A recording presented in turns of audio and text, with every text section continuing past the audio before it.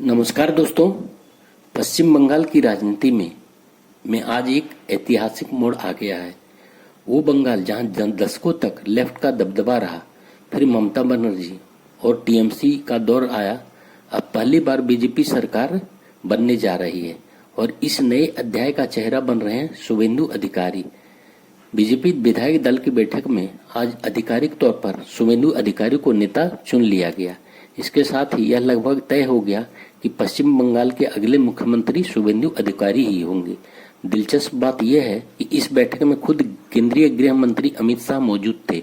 कोलकाता में हुई इस बैठक के बाद अमित शाह ने सार्वजनिक रूप से शुभेंदु अधिकारी के नाम का ऐलान किया और अब 9 मई को कोलकाता के ब्रिगेड परेड ग्राउंड में भव्य शपथ ग्रहण समारोह होने जा रहा है।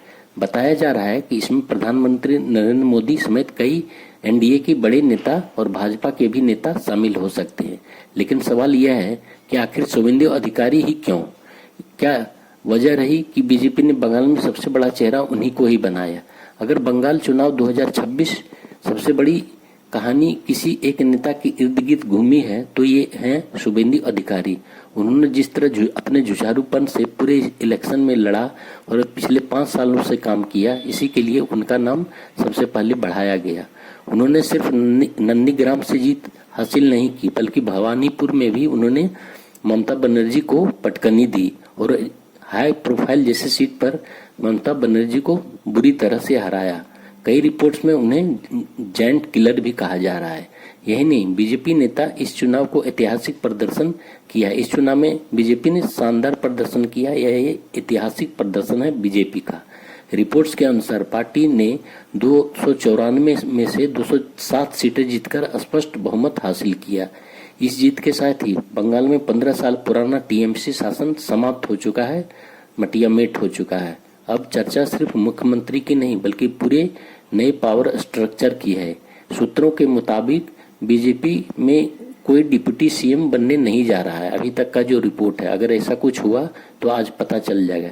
इनमें महिला चेहरा, उत्तर बंगाल, आदिवासी, सभी तरह के लोगों को कैबिनेट में शामिल किया जाएगा और महिलाओं का भी प्रतिनिधित्व रहेगा, आदिवासी क्षेत्रों के लोगों का भी प्रतिनिधित्व रहेगा और मतलब सभी लोगों का उसमें भागीदारी कैबिनेट में दिखेगा। इधर अमित शाह ने सोनार बंगला की विजन की भी बात की है। उन्होंने कहा नई सरकार कानून व्यवस्था, महिलाओं की सुरक्षा, उद्योग, रोजगार और घुसपैठ को रोकने के लिए बहुत ही सख्त कदम उठाएगी और फोकस होकर काम करेगी। लेकिन इस राजनीतिक बदलाव के बीच तनाव भी कम नहीं है। चुनाव नतीजों के बाद बंगाल के कई इलाकों में हिंसा की खबरें आई है। शुभेंदु अधिकारी के करीबी सहयोगी चंद्रनाथ रथ की हत्या के बाद राजनीतिक माहौल और गर्म हो गया है। कई जगहों पर गिरफ्तारियां हुई हैं और एसआईटी जांच शुरू हो गई है। उधर ममता बनर्जी और टीएमसी इस पूरे घटनाक्रम को लेकर सवाल उठा रहे हैं। कुछ रिपोर्ट्स में दावा किया गया है कि टीएमसी सुप्रीम कोर्ट जाने की तैयारी कर रही है, लेकिन सुप्रीम कोर्ट भी उनको जिस तरह की हाल के दिनों में एक तरह से फैसला सुनाया, वहां पर भी उन्हें मुंह की ही खानी पड़ेगी। अब पूरा देश 9 मई की तरफ देख रहा है, जब बंगाल पहली बार बीजेपी के मुख्यमंत्री को शपथ लेते हुए देखेगा ब्रिगेड ग्राउंड में। क्या शुभेंदु अधिकारी बंगाल की राजनीति को नई दिशा तय कर पाएंगी? क्या बीजेपी सोनार बंगला का सपना पूरा कर पाएगी और क्या बंगाल की राजनीति अब पूरी तरह बदल जाएगी? अपनी कमेंट जरूर दें दोस्तों, और आप भी बतलाएं क्या बंगाल में यह परिवर्तन बंगाल के भलाई के लिए हुआ है और बंगाल को इससे तरक्की मिलेगी, डेवलपमेंट एजेंडा लागू होगा, कानून व्यवस्था सुधार होगा, महिलाओं का उनका अधिकार मिलेगा और माइनॉरिटी अपीजमेंट जो अब तक होता चला रहा था, घुसपैठियों को घुसाया जा रहा था और वहाँ के वेस्ट बंगाल की जनता का हक मारा जा रहा था, उसमें काम होता हुआ दिखाई देगा और वेस्ट बंगाल के लोगों के लिए भलाई के लिए काम करेगी। अपनी राय दें और अपना कमेंट जरूर बताएं और इन सारी चीज़ों में आपका अपना क्या मत है। वीडियो पसंद आई तो लाइक और शेयर करें और बंगाल की हर बड़ी राजनीतिक अपडेट के लिए चैनल को सब्सक्राइब करना न भूलें।